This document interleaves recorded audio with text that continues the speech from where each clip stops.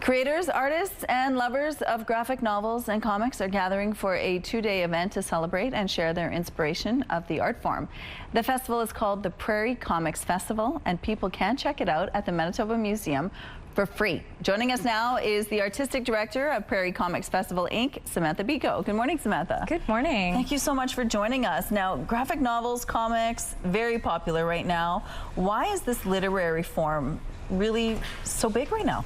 It's actually funny you say that, because human beings have always tried to relate their surroundings and their stories using visual media like cave paintings. Love that. So I would say that we are still super visual, and what's really cool about comics is it's words and pictures telling a story, and you can really analyze people's experiences or the fantastical in like such an engaging way. It's also very cinematic, I would say.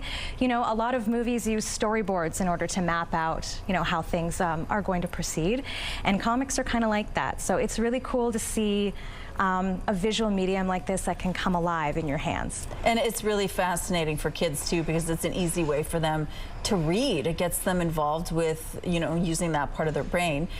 What do you think about the scene here in Winnipeg? Are you seeing more artists, more graphic novel artists coming forward? Yes, we have a really big flourishing community here in Winnipeg and in the province as well. It just keeps getting bigger and bigger every year, which is why our festival keeps getting bigger every year.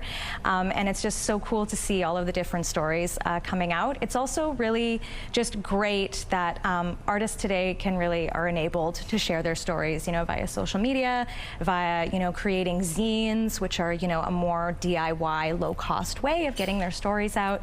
And building the community is such an important part of that, to create more platforms for these stories to be shared. Okay, well, you got to tell us about this festival. It's not this weekend, it's next weekend, and it's free at the Manitoba Museum. Tell us what's happening there. So at Alloway Hall, which is on the main floor of the museum, we're going to be packing it with over 90 exhibitors, which is our biggest festival yet. Half of them are from Manitoba and from Winnipeg, but I would say the other half are from all over Canada and the US as well. So we're going to be seeing a lot of artists who normally wouldn't come. In addition to the artist market, we're also going to have 2 days of panel presentations and workshops that are all about pitching your comic to a publisher, or how to write a nonfiction autobio comic, or queer comics and combating book bans.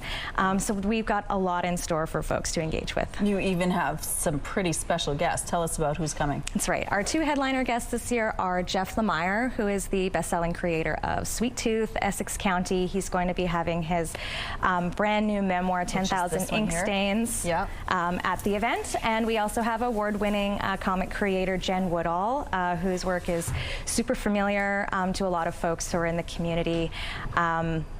So we're really excited to have both of them. We're going to have some special events around the festival with the two of them. So they normally wouldn't come to Winnipeg, so I'm glad that they're coming. Okay, so we're almost out of time, but you do offer workshops year-round. That's free. Right. Tell us quickly about that. Through the Winnipeg Public Library and through our studio space in the Exchange District, we offer, like you said, workshops, seminars on how to make comics and how to engage with this amazing sequential art medium. So cool. If you want to learn more, we have a link on our website, and again, it's happening September 6th to the 7th at the Manitoba Museum, and it's free.